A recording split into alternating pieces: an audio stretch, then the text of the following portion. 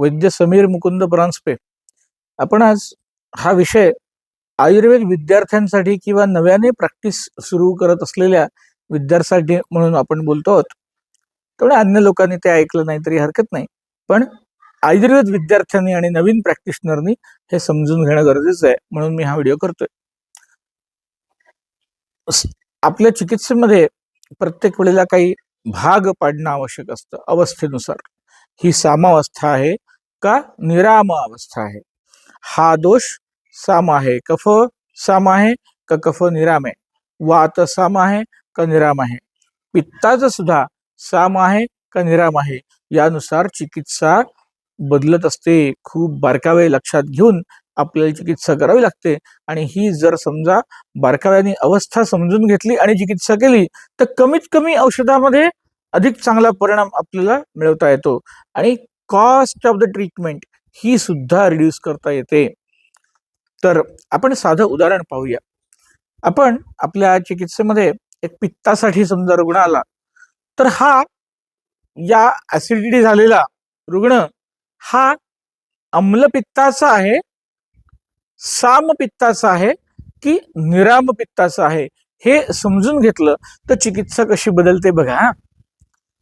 एखाद्या रुग्णाला आंबट गळ्याकडे येत आहे, करपट ढेकरा येत आहेत, थोडस रुल्लास मळमळ अशी आहे, काहीतरी उसाचा रस आदल्या दिवशी प्याला होता किंवा इडली खाल्ली होती, असं काहीतरी कारणाने जो रुग्ण आपल्याकडे आलेला आहे त्या पित्ताच्या रुग्णाला आपण कामदुधा, प्रवाळ पंचामृत, मौक्तिक भस्म असल्या वस्तू द्यायच्या नाहीयेत. अशा रुग्णाला एक छान लंघन द्यायचं, थोडस मुगाच्या डाळीच्या वरणावर ठेवायचं. लंघन चांगलं झालं की आदल्या दिवशी जे काही खाल्लेलं अन्न आहे ते पचण्यासाठी त्याला वाव मिळेल.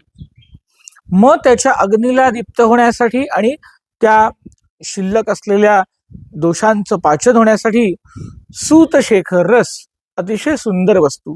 सूतशेखरची मात्रा सर्वत्र प्रसिद्ध आहे, ती या सामपित्तासाठी आहे. मग ही सूतशेखरची मात्रा किंवा भृंगराजासारखं सुंदर द्रव्य की जे पाचन करणार आहे, दीपन करणार आहे, दोषांना बाहेर दवडणार आहे, असं सुंदर द्रव्य या अवस्थेमध्ये उपयोगी पडतं. सुंठ ही सुद्धा अशा सामपित्ताचं पाचन करणारी अशी सुंदर वस्तू आहे. मग ते लघु सूतशेखर औषध हे याच्यामुळेच निर्माण होतं. ज्याच्यामध्ये गैरिक आहे किंवा काही भावनांमध्ये विड्याच्या पानांची भावना त्यामध्ये आहे, पण सुंठ आणि गैरिक यांचा सुंदर संयोग या लघु सूतशेखर मध्ये होतो. तर असं ते सामता आहे का निरामता आहे हे लक्षात घेऊन चिकित्सा केली तर अतिशय सुंदर परिणाम मिळतात. अनेक लोकांना गरगरणं, बेचैनी अशी सुद्धा या सामपित्तामुळे होते. तसंच एक निराम पित्त असतं आणि हे निराम पित्त असतं त्याची लक्षणं सुद्धा वेगळी. या सामपित्तावस्थेतून कन्व्हर्ट होऊन नंतर निरामतेकडे आलेले असे रुग्ण असे आपल्याला पाहायला मिळतात. या रुग्णांमध्ये मग मुक्ताभस्म, प्रवाळ भस्म, अतिशय शांतता आणणारा असा गुलकंद किंवा वाळ्याचं पाणी अशा वस्तूंनी आपल्याला ह्या पित्ताचं शमन करण्यासाठी, निराम पित्ताचं शमन करण्यासाठी म्हणून औषधांचा, शामक औषधांचा उपयोग त्या ठिकाणी करायचा असतो. मग तिथे एखादं दुर्वाघृत कमी येईल की जे अशा निराम पित्तामध्ये उपयोगी पाडण्यासाठी म्हणून त्याचा उपयोग होतो. अनेक स्त्रियांना जे हॉट फ्लॅशेस, अँझायटी, पल्पिटेशन असं जे होत असतं ते बहुधा निराम पित्त असतं आणि ते त्रास देत असतं अन्य शाखांमध्ये, तेव्हा आपल्याला या द्रव्यांचा वापर करता येतो. अजीर्णातनं निर्माण झालेलं पित्त असेल तर दुर्वाघृताचा उपयोग होणार नाही किंवा होत नाही, पण ते जर निरामावस्था असेल आणि दाह होतोय तर अतिशय सुंदर काम करतात दुर्वा आणि मग दुर्वा घृत हे कल्प छान काम करतात. तर हे पित्ताच्या बाबतीत झालं. हेच आपल्याला कफाच्या बाबतीत सुद्धा समजून घ्यावं लागतं की तालिसादी चूर्ण कधी वापरायचं, सीतोपलादी चूर्ण कधी वापरायचं, साम कफ कुठला आहे, निराम कफ कुठला आहे. जो कफ साम आहे हा अतिशय चिकट आणि आपल्या मार्गांना अवरुद्ध करणारा, सहजगत्या न सुटणारा असा तो असतो. आविल स्तंतुल स्त्यान कंठदेशे अवतिष्ठते, घशामध्ये अडकून राहतो, निघत नाही सहजगत्या. आणि क्षुद उद्गार विघात कृत, स्वच्छ ढेकर सुद्धा त्या माणसाला देता येत नाही. उद्गार, क्षुधा म्हणजे ढेकर आणि भूक या गोष्टी त्याच्यामुळे नीट होत नाहीत. तर हे लक्षात घेऊन आपल्याला साम कफ पचवून टाकण्यासाठी म्हणून तेव्हा सुद्धा सुंठीसारखी सुंदर द्रव्य आपल्याला कामी येतात. आणि मग ही वापरली की त्या कफाचं एक तर लंघन, ही पहिली चिकित्सा, मुद्गयूष सारखी द्रव्य लंघनासाठी, आणि त्याबरोबर एखादं पाचन. मग कुणी तीक्ष्ण द्रव्य वापरेल, अर्क आहे, शुंठी आहे, अगरू आहे, काही रसकल्प आहेत, हे वापरून या कफाचं क्षय करण्यासाठी म्हणून आपण उपयोग करून घेऊ शकतो. त्रिफळ आहे, तो त्रिफळा तर शोधूनच करतो छान, पण लंघन ही त्या कफाची पहिली चिकित्सा. आणि प्यायला पाणी गरम गरम असं पीत राहिलं की त्या साम कफाचं पाचन व्हायला लागतं. अग्नीला वेळ दिला की तो साम कफ कमी होतो. असंच वाताच्या बाबतीत सुद्धा आपल्याला समजून घेणं गरजेचं आहे. सर्वच सांध्यांच्या दुखीला, सांधे दुखीला सरसकट तेल लावायची नाहीयेत. काही प्रकारच्या अवस्था ज्या साम आहेत, ज्याच्यामध्ये तेल निषिद्ध आहे, तिथे तेल लावायचं नाही. त्या ठिकाणी काही उद्वर्तन, काही लेप, काही गरम पाण्याची धार किंवा आतपसेवन, उन्हामध्ये बसणे, लंघन करणे, मुद्गयूषसारखी द्रव्य घेणे, गरम पाणी पिणे, काही सूज कमी करणारी, शोध कमी करणारी अशी द्रव्य वापरून ती सामता कमी करणे, ही चिकित्सा करावी लागते. मग त्यामध्ये वालुका स्वेद आहे, काही पत्रपुट्टली स्वेद आहे, यांचा वापर करून आपल्याला ते रुक्षण करणं किंवा तिथली सूज कमी करून घेणं असं काम या सामदोषांमध्ये करावं लागतं. मग त्या सुजलेल्या सांध्यांची सूज आणि दुखणं कमी होतं. निर्गुंडी हे त्याच्यासाठी अतिशय सुंदर द्रव्य.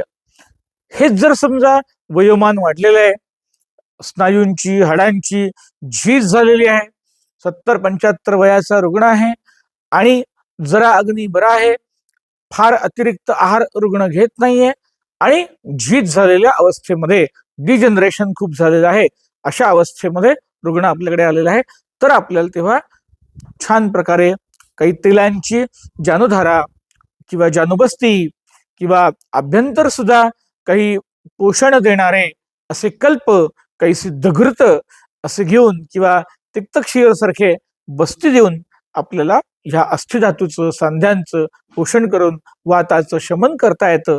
आणि हे असं जर आपण दोष साम आहेत का निराम आहेत हे जर समजून घेतलं तर आपली चिकित्सा बिनचूक होते आणि रुग्णाला लवकर बरं वाटतं किंवा चिकित्सेचा उपयोग सदुपयोग होतो.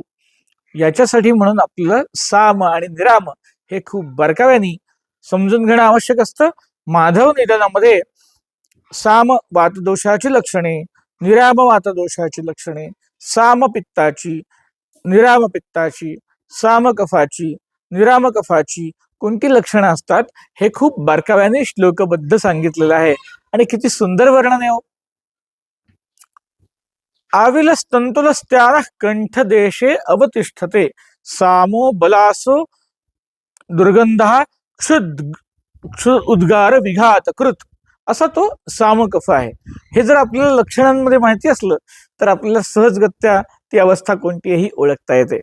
किंवा जो सामवायू आहे, वायू साम विबंध, विबंध म्हणजे मलविबंध किंवा सांध्यांमधला सुद्धा एक बंध, वायू साम विबंध, अग्निसाद, अग्निमांद्य, भूक न लागणे आणि पचन क्षीण झालेले असणे, तंद्रा, अनेक लोकांना उत्साह वाटत नाही, अशी तंद्री लागलेली असते, विषयांचं ग्रहण नीट होत नाही, आंत्रकूजन, पोटामध्ये गुरगुरत राहतं, आंत्रकूजनही, वेदना, विविध प्रकारच्या वेदना सांध्यांमध्ये होत असतात, वेदना, सूज असते चेहऱ्यावर, पायांवर, सांध्यांवर, वेदना, शोफ, निस्तोदयी, अनेक लोकांना असं टोचल्यासारख्या वेदना सुद्धा होतात. क्रमशः अंगाने पीडयेत, विविध प्रकारच्या सांध्यांमध्ये आणि अवयवांमध्ये पीडा व्हायला लागतात. मग विचरेत युगपच्चापी विविध, विचरेत युगपच्चापी गृह्णाति कुपितो भृशम, इकडून जातो तिकडे दुखायला लागतं, तिकडून जातो तिकडे दुखायला लागतं आणि ते सांधे जखडून जातात. आज इथे असतं लक्षण, उद्या तिथे असतं.